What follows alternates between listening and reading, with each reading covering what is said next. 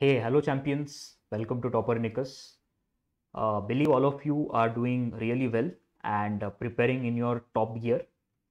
So today this is a special hack video, and the purpose to bring this video is very clear because काफ़ी queries आए थे कि sir अभी भी mocks में दो या तीन ही puzzle solve हो रहे या इनफैक्ट उससे कम puzzle solve हो रहे and what should we do?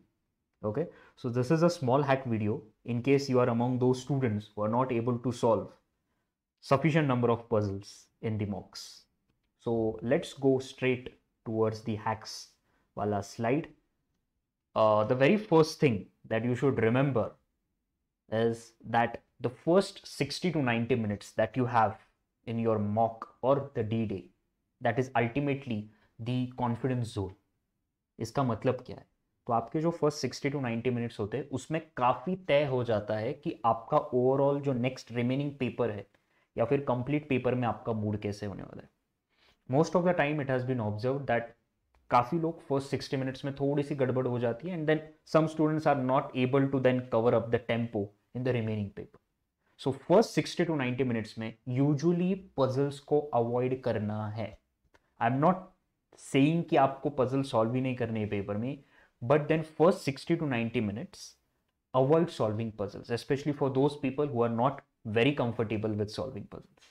Okay, so that आपका confidence level बना रहे. क्योंकि कभी कभी क्या हो जाता है, let's say you get stuck somewhere, then वो कैरी ओवर इफेक्ट होता है दूसरे सेक्शन में, देन आपका मे बी स्ट्रॉन्ग सेक्शन है उस पर भी असर हो जाता है एंड देन वो कंपाउंड होते रहता है. Okay, so first 60 to 90 minutes usually avoid solving puzzles. Next, now this one is interesting. You need to break the lock. इसका मतलब क्या है? So a very common response that we get from students about puzzles is कि sir puzzle solve करने लग गए, 8 minute हो गए, 10 मिनट हो गए, 12 मिनट हो गए, बट देन सॉल्व ही नहीं हुआ एंड देन सर उसका टेंशन आ गया, या फिर सर पता नहीं आ रहा था बट देन कहाँ पे 10-15 मिनट चले गए, डोंट नो, एंड देन उसके बाद क्या होता है everyone knows.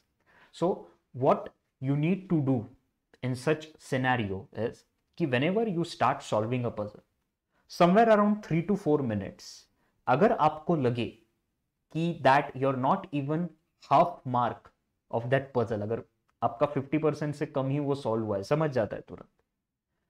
If you feel कि वैसे हुआ है तो प्लीज वहां पे ही रुको, वो जो रफ शीट है उस पर उसको बॉक्स बनाओ बढ़िया सा, ऊपर क्वेश्चन नंबर लिखो, for example question 31 to 35, and then आगे चलो. अभी इसके दो यूजफुलनेस है आपके लिए. फर्स्ट ये है कि आपका टाइम नहीं जाएगा एंड अल्टीमेटली नेक्स्ट सेकेंड बड़ा एडवांटेज ये है कि बाद में you can always come back, look at that box, easily spot हो जाएगा and then you can solve the remaining question. Solve नहीं भी हो जाए तो वो जो लिमिटेड इंफॉर्मेशन आपके पास है उससे भी कभी कभी 1 2 3 क्वेश्चन सॉल्व हो जाते हैं, you never know. Okay, so breaking the lock in 3 to 4 minutes is very crucial.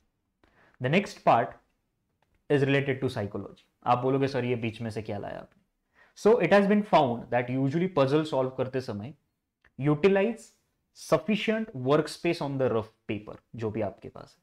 Okay, क्योंकि काफी लोग क्या करते हैं, कई तो कोने में से छोटा सा बॉक्स कर देंगे, या फिर यार अभी ये शीट थोड़े ही बाकी है तो चलिए इसमें एडजस्ट करते हैं.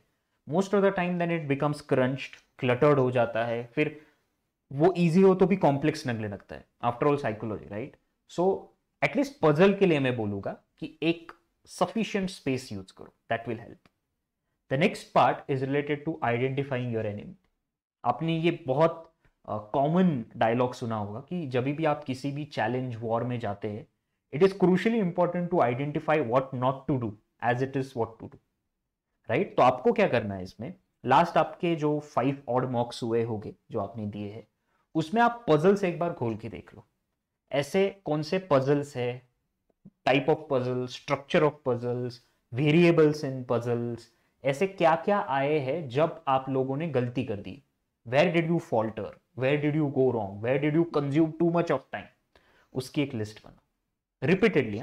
वन ऑड में गड़बड़ हो जाती है बट कहीं ना कहीं एक पैटर्न समझ में आएगा यार. When for example circular with blood relations with may be more 2 variables आता है ना, आई fumble.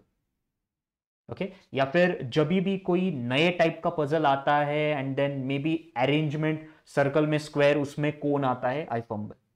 Right down those things. इसका यूज कैसे करना है आपको, तो अभी देखो हमारे पास we hardly have a week और so, right, even less than that, तो उसमें we cannot experiment much. What we can do is we can at least save our time on the D day कि बॉस ये puzzle जब आते हैं तो आई waste time और I do not get it right, so let me stay away from it. Maybe time raha to I'll come back to it. So identifying your foe in the mock is very crucial. The next point is about the power of 3. Let's say आपको समझ नहीं रहा है कि किस type के puzzles करें. ये 3 टाइप के पजल्स आपको करने हैं अगर आपको लग रहा है कि पजल्स आपके लिए चैलेंज एरिया है. Box puzzle, matrix puzzle and schedule puzzle. Now ये 3 ही मैंने क्यों बोले, because it has been found over the last few years that these 3 type of puzzles are usually on an easier side. Okay? तो ज्यादा complexities इसमें नहीं आते, तो इसकी प्रैक्टिस डेली करो. बाकी और क्या प्रैक्टिस करनी है that is up to you, but then ये 3 टाइप के पजल्स करो सो दैट डी डे के दिन ये पजल देखने के बाद आपको एक कंफर्ट लेवल रहेगा इन पजल्स के साथ, एंड ऑल्सो आपकी प्रैक्टिस अच्छी हो चुकी होगी, then you will be able to do good. Okay, the next point is what is your cover. In fact, I am posing a question in front of you. आप सब लोगों ने investigation crime series देखी होगी, and it's very common thing to know कि एक cover होता है for every person that goes ahead. So मेरा क्वेश्चन आपसे ये है कि लेट से आपने डिसाइड तो किया मैं 4 पजल्स करूंगा, बट देन वहां पे 2 ही पजल सॉल्व होते. वो जो 2 पजल या फिर ऑन एन एवरेज 10 मार्क्स का जो कवर है वो आप कहाँ से मैनेज करोगे.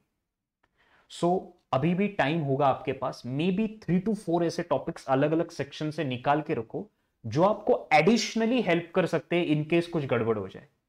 लेट्स से आपको एग्जांपल दूं तो आप एक लेंथी आरसी छोड़ देते हो बट आप आरसी में अच्छे हो. व्हाट यू कैन डू, उस दिन में भी आपको लगे 3-4 मिनट में नहीं यार आपने कुछ 2-3 पजल्स छोड़ दिए, what you can do is you can go back, solve that RC, cover up the marks and come back. ऐसे आपके लिए कुछ भी एरियाज हो सकता है. Just give an example. Okay, so please आपका कवर निकाल के रखो. The next part is about the 3 prong ID. इसका मतलब क्या है, तो वैसे तो कोई थंब रूल है नहीं. स्टूडेंट्स पूछते हैं कि sir how to identify an easier puzzle. I would rather say कि ये 3 आईडीज में भी आप यूज कर सकते हो. First, the type of puzzle. So everyone is comfortable with different type of puzzles. कोई सर्कुलर पे होता है, कोई लाइन में होता है, कोई बॉक्स में, कोई फ्लोर फ्लैट में and so on. Identify your comfort level, that is one type. Second is length of puzzle. Usually जितना लेंथी पजल उतने ज्यादा वेरिएबल्स होते हैं, सो मे बी इंफॉर्मेशन ज्यादा होने के कारण टाइम ज्यादा लग सकता है, राइट. And next variables. तो वेरिएबल्स ऑफ कोर्स अगर वेरिएबल्स 3 से ऊपर जा रहे हैं, 4, 5, 6 something like that, all of you know that it will involve multiple combination cases and that may make things challenging for you. Okay, तो इसके basis पे आप डिसाइड कर सकते हो कि वो आपको अभी करना है, बाद में करना है, या फिर क्या scenario. And the last one, a very good thing to tell all of you is that not all puzzles are tough.